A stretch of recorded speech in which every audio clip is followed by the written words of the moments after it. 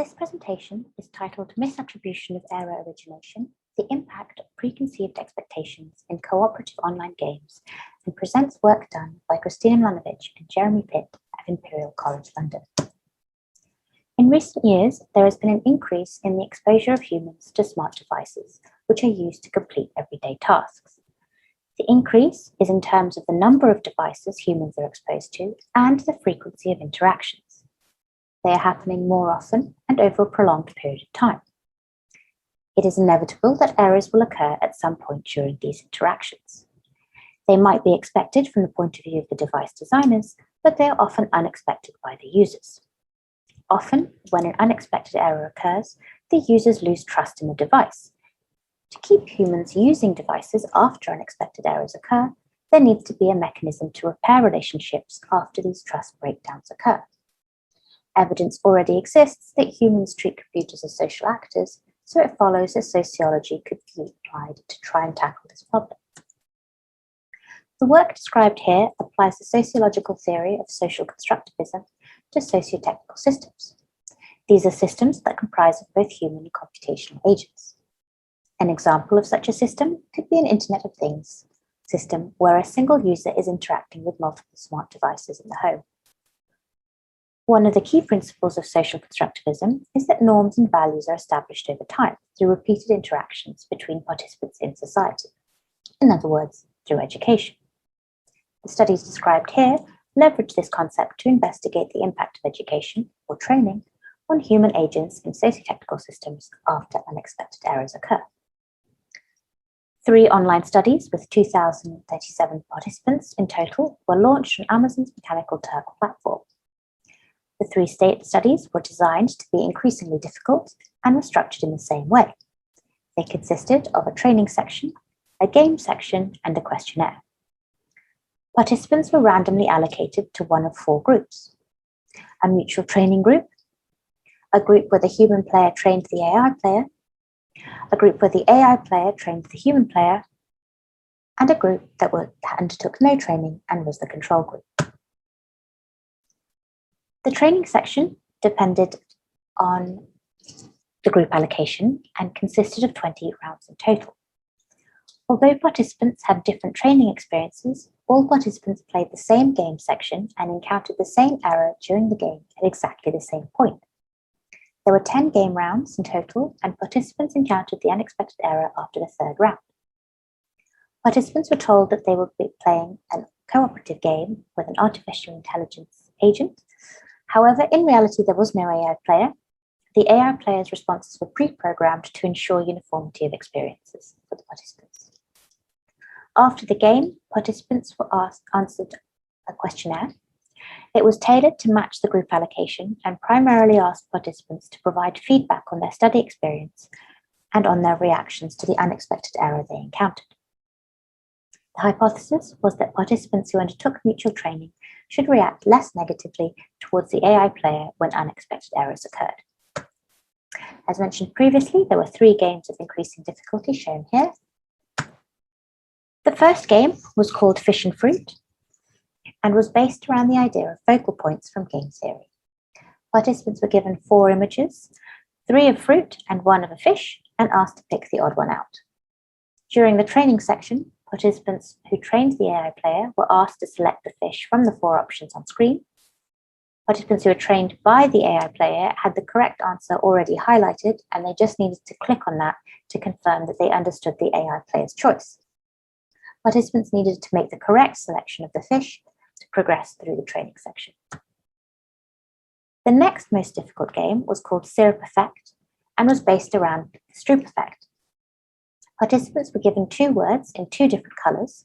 For example, as shown here, the word yellow in red font and the word red in yellow font. Participants of this game were also split into 2 additional groups where they could be asked to identify the first word based on its color or its name. So for this particular example, the group identifying the colors by name would identify the first word as yellow, while those identifying by color would identify that word as red.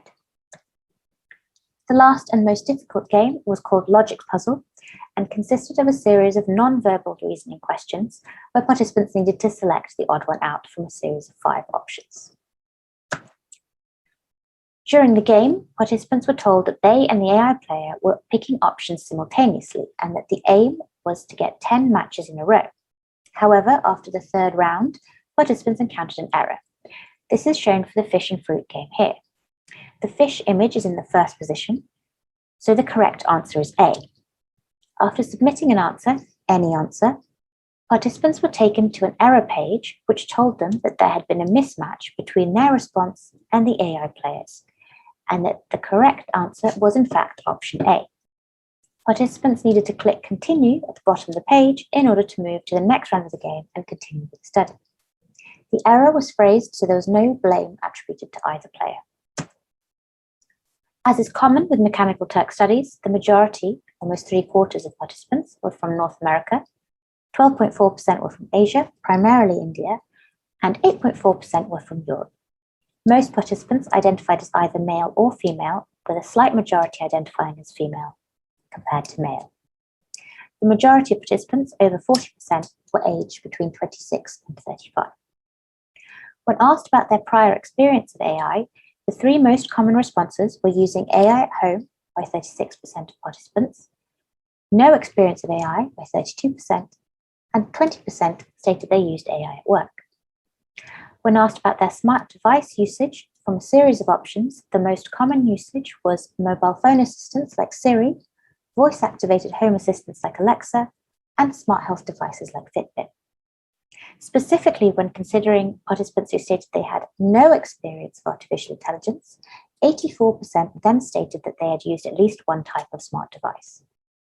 When asked if participants understood why the mismatch had occurred, they consistently reported that they did understand. This was despite there being no indication in the error itself for why the mismatch occurred. In terms of statistical results, there was no consistent trend between the games to indicate that any particular type of training had a significant impact on players' perceptions of blame and error attribution. The largest differences were, in fact, between any form of training, so mutual, AI being a trainer or the human being a trainer, and the control group, Group D. There was, however, a significant impact of the difficulty of the game on players' responses, in particular for blame and error attribution. Looking at the chart on the left, this shows the error attributed to a player, either the human player or the AI player, for each game. And as you can see, as the game difficulty increased, the participants increasingly blamed themselves for the error, while decreasingly blaming the AI player for the error. Now, on the chart on the right shows the blame attribution, which is explicitly statements stating who is to blame. And again, the same trend is observed. As the game difficulty increased, the participants increasingly blamed themselves, while decreasingly blaming the AI player. From this, there are 3 visible trends in the data. Firstly, the attachment of meaning to unexpected errors. The majority of players across all games were inclined to believe they understood why the mismatch had occurred, despite no evidence. There were preconceived expectations of AI, so players were surprised or disappointed by the fact that the AI player chose the incorrect option. And as the games became more difficult, human players became less confident in their own performance and more confident in the AI players. And thirdly, misattribution of error origination. Players blamed themselves for making a mistake when there was no evidence that was what had occurred. In conclusion, participants appeared to have been previously persuaded to defer to the AI agent's perceived expertise. These preconceived expectations of how they believe AI works could have been established through their prior experience of AI and media coverage. If users blame themselves for unknown errors, they are less likely to report errors to the system provider, which could lead to overall system degradation. There is a risk that preconceived expectations of AI and misattribution of error attribution could be leveraged by designers to create self-doubt in users and to manipulate them to act against their own best interests. One solution to this could be more transparent and auditable AI systems, but there is still no guarantee of end-user understanding. Thank you for taking the time to listen to our presentation. More details of the experiments and results can be found in our paper online.